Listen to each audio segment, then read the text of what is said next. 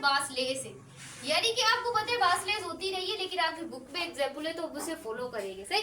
बाकी के एग्जाम्पल को फॉलो नहीं करेंगे, सही। यहाँ पर एक बास को हम रख रहे और उसी बास को अब क्या करें, रोटेट करवा रहे। क्या करवा रहे हैं स्टूडेंट, रोटेट करवा रहे। तो इसकी रोटेट करवाने से बच्चों यहाँ पर बुक वालों ने एक बेरिंग रखा हुआ है, गाड़ियों में नहीं बेरिंग रखते हैं बच्चों, एक बेरिंग रखा हुआ है और वो बेरिंग है वो उसकी नॉब। अस्सलाम वालेकुम डियर स्टूडेंट, तो आज का जो हमारा टॉपिक है वो है स्टूडेंट मूवमेंट ऑफ इनर्शिया। ये आपका चैप्टर नंबर 4 है जिसका नाम है सर्कुलर मोशन, और ईएमटी के पॉइंट ऑफ व्यू से ये बहुत ज्यादा इंपॉर्टेंट टॉपिक है। तो आप लोगों ने अपना दिमाग यहाँ पर लगाकर इसको अच्छी तरीके से डिस्कस करना है। और जो स्टूडेंट हमारे चैनल पे आए, आप लोगों ने मेरे चैनल को सब्सक्राइब कर देना है, वीडियो को लाइक कर देना है और साथ ही साथ अपने फ्रेंड्स में शेयर कर देना है। तो बिना टाइम को वेस्ट किए बगैर हम अपनी वीडियो को करेंगे स्टार्ट।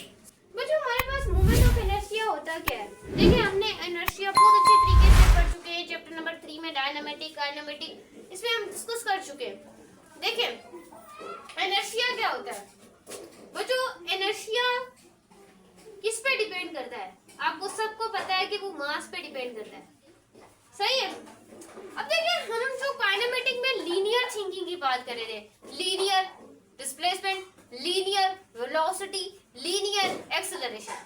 फिर जब हम सर्कुलर में आए थे हमने पढ़ा था angular velocity, angular displacement, angular acceleration, ये चीजें हमने डिस्कस की थी। उसके बाद मैंने आपको ऑर्बिटल वेलोसिटी पढ़ाया था, बहुत ज्यादा चीजें मैंने आपको पढ़ाई थी। तो इस तरह हम अब बात करेंगे एंगुलर थिंकिंग की, इसकी एंगुलर थिंकिंग की। अब जो आपकी लीनियर थिंकिंग थी वहां पर आपका मास था, यानी कि सारा काम, सारा रिजल्ट और सारी चीज किसके ऊपर थी, आपके मास के ऊपर थी। और यहाँ पर जो सारी आपकी एंगुलर में होती है वो आपकी होती है इनर्शिया पर, यानी कि इसका जो रिजल्टेंट होता है वो इनर्शिया का। जैसे लीनियर का जो रिजल्टेंट होता है, मतलब कि जिसके ऊपर वो डिपेंड करता है, वो होता है मास, यानी कि मास पर ही सारी क्वांटिटी को मतलब कि हो रही थी। यहाँ पर जो सारी क्वांटिटीज होंगी वो आप लोगों की किस पे ऊपर होंगी, इनर्शिया पर होंगी। ये आप लोगों ने क्या करना है, याद कर लेना है, सही। वहां पर देखे लीनियर में फोर्स के प्रोड्यूस, मतलब के फोर्स के प्रोड्यूस होने से एक्सेलरेशन, मतलब के फोर्स लगाने से क्या प्रोड्यूस हो रही थी, आपकी एक्सेलरेशन प्रोड्यूस हो रही थी। किसकी बात करें, लीनियर थिंकिंग की, काइनेमेटिक की। अब हम एंगुलर थिंकिंग की बात करें तो अब आपकी टाग के प्रोड्यूस होने से, टाग के प्रोड्यूस होने से क्या होगी, आपकी एक्सेलरेशन क्या होगी, प्रोड्यूस होगी। यानी कि अगर लीनियर थिंकिंग होगी तो आप फोर्स के प्रोड्यूस होने से एक्सेलरेशन प्रोड्यूस होगी। अगर आपकी एंगुलर थिंकिंग होगी तो बच्चों क्या होगा, आपकी टाग प्रोड्यूस होगा। क्लियर है मेरे स्टूडेंट, क्लियर है। हमने पढ़ा था डिस्प्लेसमेंट को हम शो करते हैं लीनियर थिंकिंग में डी से, और अगर एंगुलर में बात करें तो थीटा से शो करेंगे। क्लियर है मेरे स्टूडेंट, क्लियर है। वेलोसिटी को हम लीनियर में वी से शो करते हैं, और इसको बच्चों किससे शो करते हैं, मुझे कमेंट में बताएगा, मैं ओमेगा से शो करते हैं। अगर एक्सेलरेशन यहाँ पे लीनियर में, ये एंगुलर है, इसको हम किससे शो करते हैं बच्चों, अल्फा से शो करते हैं। क्लियर है।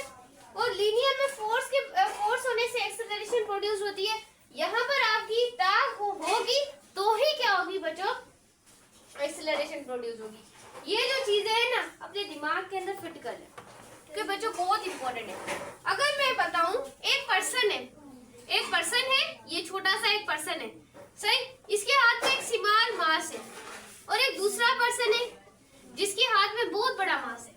और मैंने आपको बताया स्टूडेंट, जो मास है इनर्शिया वो मास पे डिपेंड करता है, तो जिसका मास कम होगा उसका इनर्शिया भी कम लगेगी, इस पे आपकी फोर्स ज्यादा लगेगी। क्लियर है भाई स्टूडेंट, क्लियर है। अब मैं जितनी एग्जांपल देती जाऊँ बात तो बच्चों सेम होगी, क्योंकि इनर्शिया आपका डायरेक्टली होता है किसके साथ, मास के साथ होता है। क्लियर है भाई स्टूडेंट, हलवा है। अब देखें हमारी बुक में आपकी एक एग्जांपल दी हुई है जिसपे आप लोगों के पास एक रोड है, और वो जो बच्चों रोड है फ्रैक्शन, उसमें कोई भी फ्रैक्शन नहीं, फ्रैक्शन लेस के लिए आप, यानी कि उसमें फ्रैक्शन नहीं है। इस तरीके से आपकी बुक को एग्जांपल बयान करा है। और वो जो मोशन कर रही है वो बच्चों कौन सा कर रही है, सर्कुलर मोशन कर रही है। कौन सा मोशन कर रही है स्टूडेंट, सर्कुलर मोशन कर रही है। और वो बच्चों जैसे ही फोर्स होगी तभी वो सर्कुलर मोशन करेगी। तो यहाँ से उसकी फोर्स लग रही है, तो यहाँ पे एक्सेलरेशन प्रोड्यूस होगी। क्या यहाँ पर हमारे पास रिलेशन आ रहा है? कौन सा मैम रिलेशन? न्यूटन बाबा वाला बच्चों। मैं यहाँ पर बना लेती हूँ।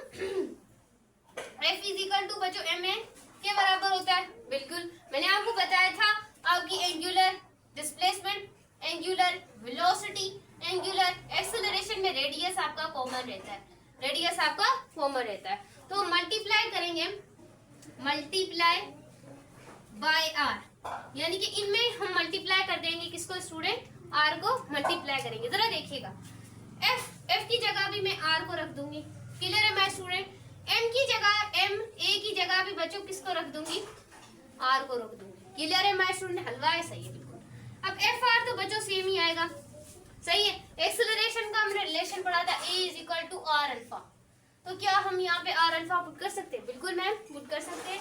तो यहाँ पे एम आर अल्फा और यहाँ पर हम आर पुट कर लेंगे, बिल्कुल। अब मैंने आपको ये भी बताया था स्टूडेंट, टाग वाला अलग टॉपिक पढ़ेंगे कि बच्चों टाग आपका बराबर होता है F R, R F perpendicular, क्योंकि रेडियस आपका इस तरीके से स्ट्रेट डिस्टेंस कवर करता है और आपकी जो फोर्स होती है वो क्या होती है बच्चों? परपेंडिकुलर होती है। इस वजह से एफ आर की जगह हम टाग पुट कर सकते हैं, बिल्कुल, जैसे आप टावा भी बोलते हैं। क्लियर है? उसके बाद एम यहाँ पे सेम रहेगा, आर और आर आपस में मल्टीप्लाई हो जाएंगे, तो क्या हो जाएगा स्टूडेंट? आर स्क्वायर अल्फा हो जाएगा। तो ये इसका क्या बन गया? फॉर्मूला बन गया। अब आपने एक चीज यहाँ पर नोटिस की होगी, तो बच्चों मैं इसे रिमूव कर लेती हूँ, रिमूव कर लेती हूँ तो पीछे करके कॉपी कर लीजिएगा। कहाँ पर थे हम? हाँ जी, रिलेशनशिप पर थे। F इजिकल टू बच्चों क्या निकाला? एम ए था न्यूटन बाबा का। उसके बाद हमने निकाला था कि टावा बराबर होता है आपका, यहाँ पर लिख लेते हैं, टावा आपका बराबर होता है एम आर स्क्वायर और किसके? अल्फा के। क्लियर है? अभी मैंने आपको डेरिवेशन करवाई है। क्लियर है? अब फोर्स की जगह हमने किसको मेंशन किया? टाग, यानी कि फोर्स का काम एंगुलर जो आपका मूवमेंट ऑफ इनर्शिया है उसमें क्या कर रहा है? टाग कर रहा है। और मास का काम आपका क्या है? एम आर स्क्वायर, यानी कि क्या कर रहा है यहाँ पर? एम आर स्क्वायर क्या होता है बच्चों? मूवमेंट आर्म, क्या? Movement of inertia, movement of inertia, यानी कि मास का काम कौन कर रहा है? Movement of inertia. एक्सेलरेशन का काम भाई अल्फा ही करेगा। तो यहाँ पर हम लिख सकते हैं कि टावा, ये पूरी जो इक्वेशन है इसकी जगह हम क्या लिखेंगे? मूवमेंट ऑफ इनर्शिया कर रहे हैं मास आर स्क्वायर का, और यहाँ पर हम अल्फा। तो ये बच्चों क्या हो गया? इसका फॉर्मूला आ गया। क्या बच्चों हो गया? जरा जोर से बोलिए, दिल जान लगा के, क्योंकि फिजिक्स बच्चों बहुत आसान है, सिर्फ आपको कॉन्सेप्ट समझने होते हैं, बाकी हलवा होता है। अब आपका इनर्शिया आपकी तीन चीजों पे डिपेंड करता है, distribution of mass, distance in particle, axis of rotation. सही? तीसरी पॉइंट लिखूं बच्चों? बिल्कुल लिख रही हूँ। तीसरी पॉइंट आपकी होती है द पॉइंट्स ऑफ मास, या फिर ऐसे लिख सकते हैं पोजीशन ऑफ मास। सही है? ये आप लोगों ने क्या करनी है बच्चों? याद रखनी है कि इन चीजों पे क्या कर लेता है? ये डिपेंड कर लेता है। क्या कर लेता है बच्चों? डिपेंड कर लेता है। क्लियर है माय स्टूडेंट? यहाँ पर ही बना लेंगे हुक और डिस्क, आपकी बुक में दिया हुआ है। अब ये जो हुक है, ये समझ ले एक हुक है, ये समझ ले एक डिस्क है। फर्क बच्चों क्या होता है? इसका जो मास होता है ये अंदर नहीं होता, मतलब कि सेंटर के अंदर नहीं होता। इसका मास सरकमफेरेंस पर होता है। किसके ऊपर होता है? सरकमफेरेंस। मैंने आपको बताया था कि इसे हम सरकमफेरेंस कहते हैं, सर्किल के बाहर वाले हिस्से को सरकमफेरेंस बोलते हैं। सही? ये बाहर है इसके सेंटर्स में, और यहाँ पर जो एक्सिस ऑफ रोटेशन से लेकर डिस्टेंस होता है उसे रेडियस बोलते हैं। यहाँ पर इसका डिस्क का मास क्या होता है स्टूडेंट? इसके अंदर ऐसे घूम रहा होता है, ये सरकमफेरेंस में नहीं होता। क्लियर है? इन दोनों का मास क्या है? 4 kg। इसका भी मास समझ ले, सपोज कर ले 4 kg है, और इसका जो रेडियस है वो है बच्चों 4 मीटर है। अब बच्चों समझे, इन दोनों का मास तो सेम है, फिर इनर्शिया भी सेम होगा, है ना? लेकिन बच्चों ऐसा नहीं होता, क्योंकि इसका जो मास इसके अंदर घूम रहा है, तो यानी कि मास सेम है, लेकिन कहीं पर इसका रेडियस होगा r1, कहीं पर इसका रेडियस होगा r2, कहीं पर इसका रेडियस होगा r3, कहीं पे इसका रेडियस होगा r4, कहीं पे 4 होगा, कहीं पे 3 होगा, कहीं पे 2 होगा, कहीं पे 1 होगा। सही है, मास तो सेम है लेकिन रेडियस डिफरेंस हो गया इसका भी, क्योंकि आपका जो इनर्शिया है भैया, इनर्शिया है जो आप लोगों का mr², मास और रेडियस दोनों पे डिपेंड करता है भैया। अभी मैंने आपको फॉर्मूला ही बताया था, है ना, डिस्कस किया था मैंने। तो यहाँ पर आप फॉर्मूले का इस्तेमाल, मास सेम है, रेडियस डिफरेंट है। सही, m1 r² plus m2 r² plus m3 r² plus m4 r²। अब मास तो दोनों में सेम है, तो 3 3 4 4 हटा देते, बस ये वाली आपने डेरिवेशन याद कर लेनी है। सही, मास सेम है, मास यहाँ पे 1 kg हो जाएगा एक हिस्से पे, क्योंकि 4 रेडियस है। यहाँ पर 1 kg, यहाँ पर 1 kg सपोज कर ले, यहाँ पर भी 1 kg। सही, ये वाला का पहले निकाल लेते हैं। सही, मास 1 रेडियस 4, मास 1 रेडियस 4, मास 1 रेडियस 4, मास 1 रेडियस 4। क्लियर है माय स्टूडेंट? हलवा हो रहा है बिल्कुल। अब देखिए 4 का स्क्वायर 16, 4 का स्क्वायर 16, 4 का स्क्वायर 16, 16 और 60 32, 60 और 60 32, 32 32 कितने हो गए बच्चों? 64। इसका 64 किलोग्राम मीटर स्क्वायर, ये इसका यूनिट है बच्चों, मोमेंट ऑफ इनर्शिया का किलोग्राम मीटर स्क्वायर। अब दूसरे का निकाल लेते हैं, दूसरे का निकाल लेते हैं, यही फॉर्मूला इस्तेमाल होगा, mr² plus mr² plus mr² plus mr²।